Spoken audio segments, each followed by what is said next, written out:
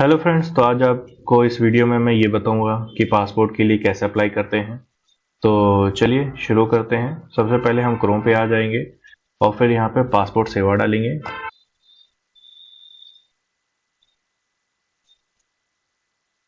और देखिए पहली एक वेबसाइट खुल के आई है, आप जरूर याद रखिएगा कि वो .gov.in हो। अब हम इस पर विजिट करेंगे।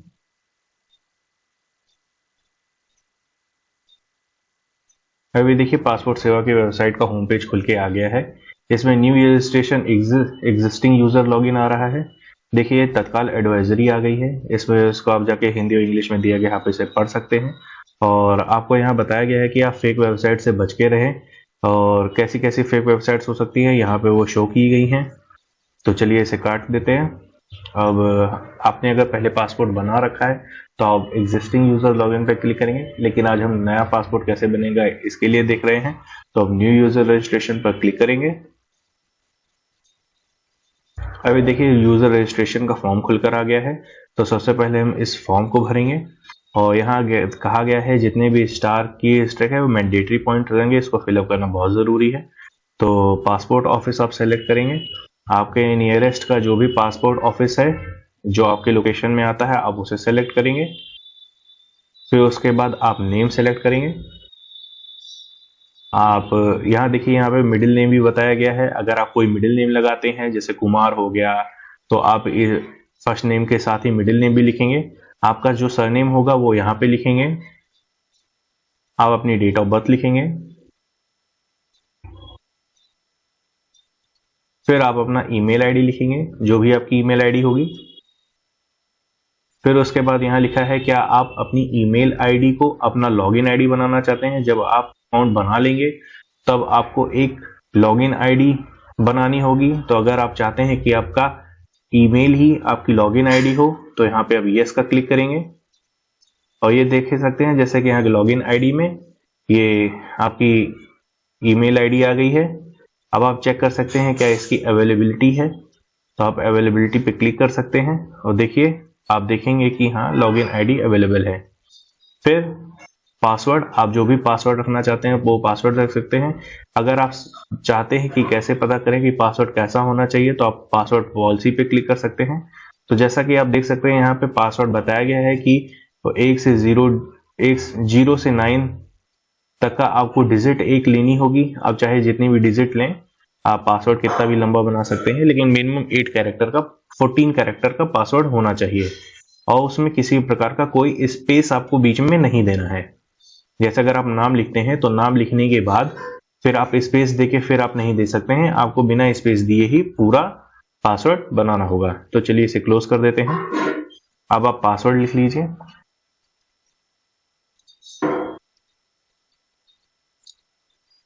अब कंफर्म पासवर्ड करना रहेगा।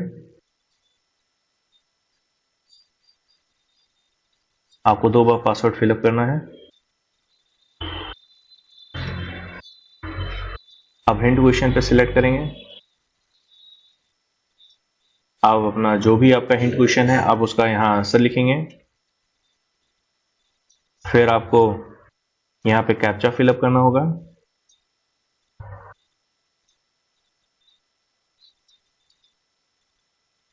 अब आप रजिस्टर पे क्लिक करेंगे। तो सबमिट पर क्लिक करने के बाद जैसा कि आप देख सकते हैं हमारा रजिस्ट्रेशन कंफर्म हो चुका है। अब हमें एक लिंक भेजी जाएगी जो कि हमारे ईमेल एड्रेस पे होगी। हाँ, एक लिंक भेजी जाएगी जो कि हमारे ईमेल एड्रेस पे होगी, सेंड की गई होगी, जो आपने ईमेल फिलअप किया है। तो वहां आप चलेंगे। तो जैसा कि आप देख सकते हैं यहाँ पे हमें लिंक आई है। अब हम इस लिंक पर क्लिक करेंगे। देखिए हमारे ईमेल पे ये लिंक है। अब इस पे हम लिंक को क्लिक करेंगे और लॉगिन के लिए आगे बढ़ेंगे। तो अब जैसा कि देख रहे हैं यहाँ पे हम इंटर यूजर आईडी, हमें यहाँ पे अपनी यूजर आईडी फिलअप करनी पड़ेगी जो कि आपने वहां पे अपना ईमेल सेलेक्ट किया था। तो आप यहाँ पे अपनी ईमेल आईडी डालिए और फिर सबमिट पे बटन पर क्लिक करेंगे। उसके बाद आप देख सकते हैं यहाँ दिख रहा है your account has been activated successfully. अब हम लॉगिन के लिए क्लिक करेंगे। तो जैसा कि फ्रेंड अब हमारा रजिस्ट्रेशन कंप्लीट हो गया है, तो हम एग्जिस्टिंग यूज़र लॉगिन पर क्लिक करेंगे और यहाँ पे हम अपनी लॉगिन आईडी लिखेंगे। कंटिन्यू पे क्लिक करेंगे। इसके बाद हमें अपना पासवर्ड डालना पड़ेगा, जो आपने पासवर्ड वहाँ पे सेलेक्ट किया था उसे आप यहाँ फिलअप करेंगे।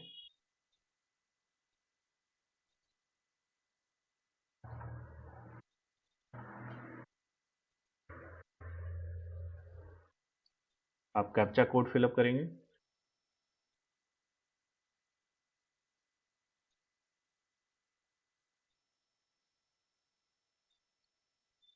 याद रखिए कैप्चा कोड आप सही सही फिलअप करें।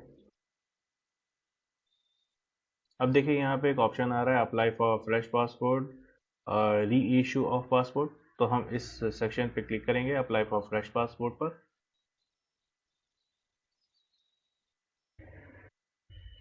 अब यहाँ पे कुछ लिखा हुआ है, जैसे कि कलर के बारे में बताया जा रहा है और किसके लिए ये है, तो आप यहाँ इसे पढ़ सकते हैं। खैर हम apply click here to fill application form पर क्लिक करेंगे। अब देखिए यहाँ हमसे पूछा जा रहा है अप्लाई फॉर, तो हम फ्रेश करेंगे। अगर आपने पहले बनवा लगा है तो री इशू पासपोर्ट पर करेंगे, वरना फ्रेश पे क्लिक करेंगे। नॉर्मल और तत्काल यहाँ दो ऑप्शन आ रहे हैं। तत्काल में फीस थोड़ी ज़्यादा लगती है और एक्स्ट्रा डॉक्यूमेंट भी आपको लगाने पड़ते हैं, तो हम नॉर्मल पर क्लिक करेंगे। अगर आप या बहुत ज़्यादा ट्रैवल करते हैं तो आप 60 पेजेस सेलेक्ट कर सकते हैं, इसमें भी आपको फीस ज़्यादा देनी पड़ेगी, और नहीं तो आप 36 पेजेस को क्लिक कर सकते हैं। अब नेक्स्ट पर क्लिक करेंगे।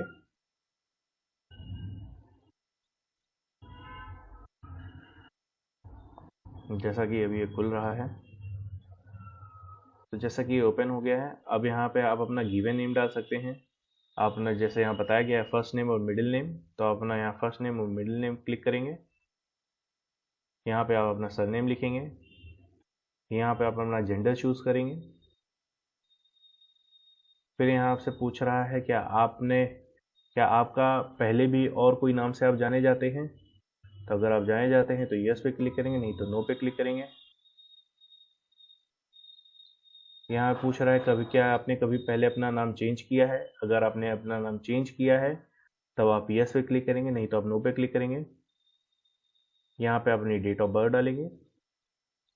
यहाँ लिखा है is your place of birth out of India. अगर आप भारत के बाहर पैदा हुए हैं तो आप यस पर क्लिक करेंगे, नहीं तो आप नो पर क्लिक करेंगे।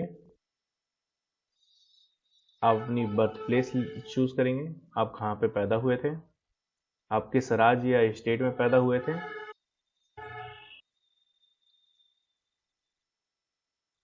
आपकी डिस्ट्रिक्ट क्या थी, आप किस जिले से थे, और आप शादीशुदा हैं। आपका मटेरियल मैरिटल स्टेटस क्या है, तो आप सिंगल हैं तो सिंगल। आपकी सिटीजनशिप कहाँ की है, बाय बर्थ है कि आप बाहर के नागरिक हैं और यहाँ पर हमने रजिस्ट्रेशन करा रखा है, तो हम बाय बर्थ चूज सेलेक्ट करेंगे। हम यहाँ अपने पैन कार्ड की डिटेल्स देंगे। वोटर आईडी अगर आपके पास है या आपके पास पैन कार्ड है तो आप पैन कार्ड फिलअप कर सकते हैं, नहीं तो कोई बात नहीं। एम्प्लॉयमेंट टाइप लिखेंगे, आप स्टूडेंट हैं या सेल्फ एम्प्लॉयमेंट हैं, आप फिलअप करेंगे यहाँ पे। फिर आप ये देखेंगे कि आपके घर में कोई भी गवर्नमेंट एम्प्लॉय है। अगर है तो यस पे क्लिक करेंगे, नहीं तो नो पर क्लिक करेंगे। आप अपनी एजुकेशन क्वालिफिकेशन यहाँ पर क्लिक करेंगे।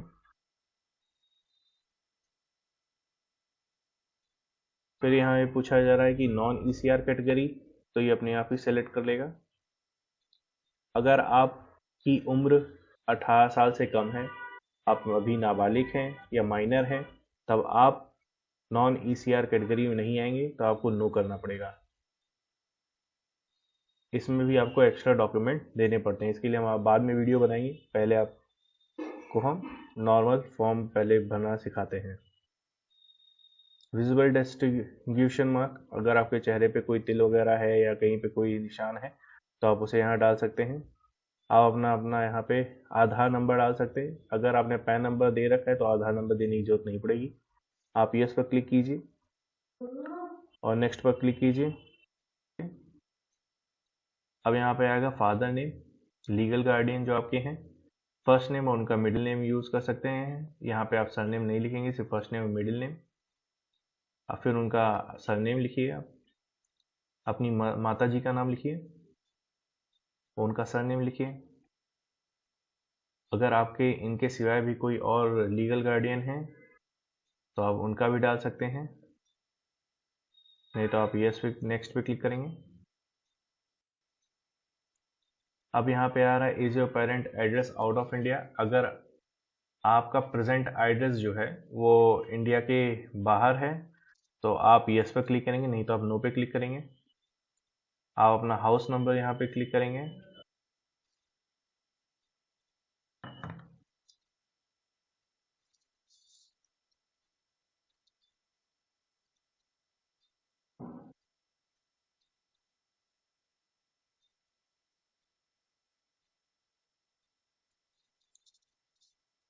आप यहाँ अपना विलेज सेलेक्ट करेंगे या जो भी सिटी में आप रहते हैं।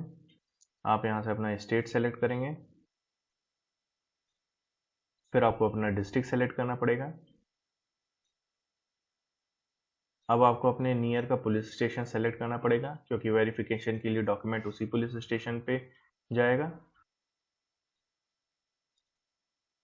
फिर आपको अपना वहाँ का पिन कोड डालना पड़ेगा, अपना मोबाइल नंबर, टेलीफोन नंबर अगर आपके घर में है तो आप टेलीफोन नंबर भी डाल सकते हैं। अब आप एक ईमेल आईडी अपनी डालेंगे। अब यहाँ पूछ रहा है इस परमानेंट एड्रेस अवेलेबल। अगर आपका परमानेंट एड्रेस यही है तो आप यस पे क्लिक करेंगे, नहीं तो आप नो पे क्लिक करेंगे। फिर पूछ रहा है is your permanent address same as present address, तो आप कहेंगे यस।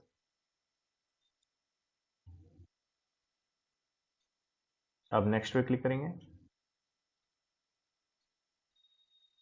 ओके करेंगे। अब अपना नेम और एड्रेस डालेंगे यहाँ पे, आपके घर का पता, इमरजेंसी कॉन्टैक्ट जिनसे करना होगा, नेम एंड एड्रेस याद रखिएगा। उनका मोबाइल नंबर आप डालिए ताकि आपातकाल की स्थिति में उनसे कांटेक्ट किया जा सके। अगर कोई ईमेल आईडी है तो आप ईमेल आईडी भी डाल सकते हैं। फिर आप नेक्स्ट पे क्लिक करेंगे। अब यहाँ आएगा आइडेंटिटी सर्टिफिकेट या पासपोर्ट डिटेल्स। तो आप यहाँ पे देखिएगा have you ever held hold any identity certificate. अगर आपके पास कोई है आइडेंटिटी सर्टिफिकेट तो आप यस पे क्लिक करेंगे, नहीं तो आप नो पे क्लिक करेंगे। अगर आप कोई डिप्लोमेटिक या ऑफिशियल आपके पास कोई पासपोर्ट है तो आप डिटेल्स आपको अवेलेबल करनी पड़ेगी, नहीं तो आप डिटेल्स नॉट अवेलेबल पे क्लिक करेंगे। अगर आपने पहले पासपोर्ट के लिए अप्लाई किया है लेकिन आपका पासपोर्ट इशू नहीं हुआ है तो आप यस पे क्लिक करेंगे, नहीं तो आप नो पे क्लिक करेंगे। अब आप नेक्स्ट पे क्लिक करेंगे।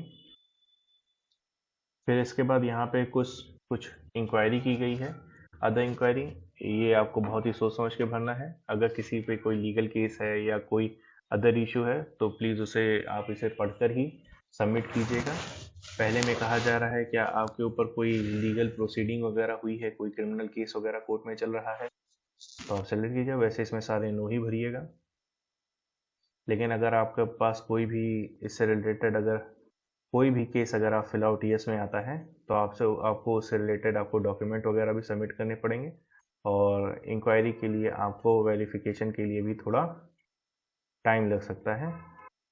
तो आप इस डिटेल्स को हाइड मत कीजिएगा। अगर आपके साथ कोई भी ऐसा कोई कुछ भी है तो आप उसको उनके साथ ज़रूर शेयर कीजिएगा, नहीं तो आपको इससे लीगल कॉन्सिक्वेंसेस हो सकते हैं इसके। अब देख सकते हैं कि आपका एप्लीकेशन मतलब आपका पासपोर्ट कैसा दिखेगा, उसका फर्स्ट पेज लास्ट पेज उसका कैसा रहेगा, उस पर आपकी सारी डिटेल्स रहेगी। अब आप नेक्स्ट पर क्लिक कर सकते हैं। नेक्स्ट अब यहाँ पे देख सकते हैं अब एप्लीकेंट फ़ोटो है, यहाँ पे आपका सिग्नेचर जो कि आपको ऑफिस में वहाँ जाकर जब आपको बुलाया जाएगा तब आपको वहाँ जाके अपना फ़ोटो और सिग्नेचर वहाँ पे सबमिट करना पड़ेगा। अब यहाँ पे मांग रहा है प्रूफ ऑफ बर्थ। आप सेल्फ डिक्लेरेशन के लिए क्या लगाना चाहते हैं तो आप अपना प्रूफ ऑफ बर्थ लगा सकते हैं। अगर आपके पास आधार कार्ड है तो आप सीधा आधार कार्ड से ही कर सकते हैं, वरना पैन कार्ड है और बाकी सारे डॉक्यूमेंट्स भी हैं। आप देख लीजिएगा इसमें से जो भी डॉक्यूमेंट आपके पास होगा वो डॉक्यूमेंट लगा सकते हैं। प्रूफ ऑफ रेसिडेंशियल एड्रेस में आप अपना आधार प्रूफ लगा सकते हैं या आपके पास अगर और कोई डिटेल्स है तो बर्थ सर्टिफिकेट है या आपके पास कोई पासबुक वगैरह है तो आप उसे भी लगा सकते हैं। लेकिन याद रखिएगा, जो आपका प्रेजेंट एड्रेस होगा वहीं का आप पासबुक वगैरह लगा सकते हैं। और अगर आप परमानेंट अपने एड्रेस पे रहते हैं या वही आपका अगर प्रेजेंट एड्रेस है तब आप पासबुक अपनी लगा सकते हैं। अगर आप किसी और सिटी या शहर में रहते हैं और आपके पास वो पासबुक है लेकिन उस पासबुक पे आपका नंबर परमानेंट एड्रेस का लगा हुआ है तब आप उसे नहीं लगा सकते हैं।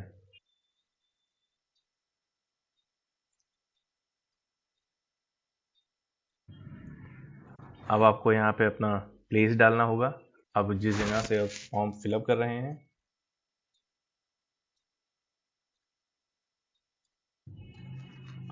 अब आपको आई एग्री पे क्लिक करना होगा और सबमिट फॉर्म पे क्लिक करना होगा। सबमिट पर क्लिक करने के बाद ये पेज खुल के आएगा। अब यहाँ पे लिखा हुआ है your application has been submitted.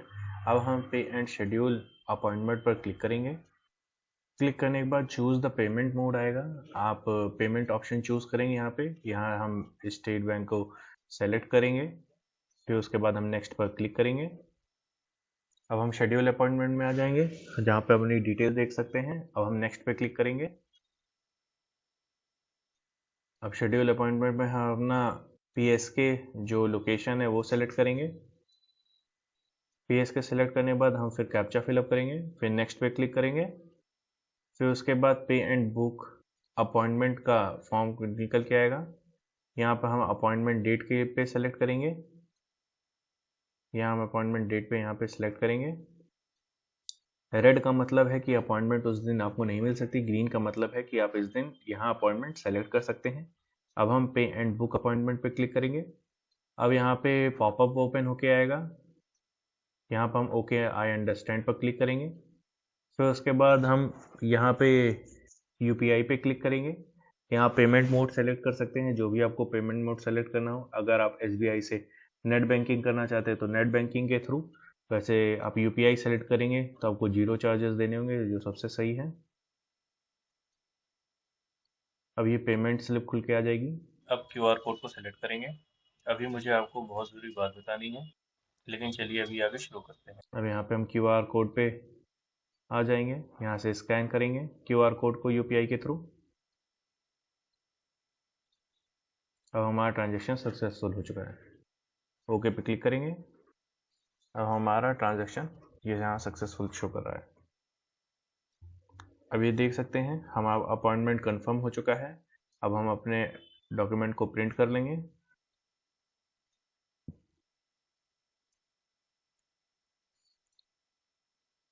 अब यहाँ हम ओके पे क्लिक करेंगे। अब देख सकते हैं कि हमारा इस तरह खुल के आ जाएगा। अब इसे हम प्रिंट करेंगे। प्रिंट पे क्लिक करेंगे, हमारा डॉक्यूमेंट प्रिंट हो जाएगा। यहाँ तक बने रहने के लिए आपका बहुत बहुत शुक्रिया। इस चैनल को लाइक और सब्सक्राइब करना मत भूलिएगा। तो आप इस तरह से बहुत ही आसान तरीके से फॉर्म को फिलअप कर सकते हैं और अपने डॉक्यूमेंट को ले जाकर फिर वेरिफिकेशन करा सकते हैं। धन्यवाद।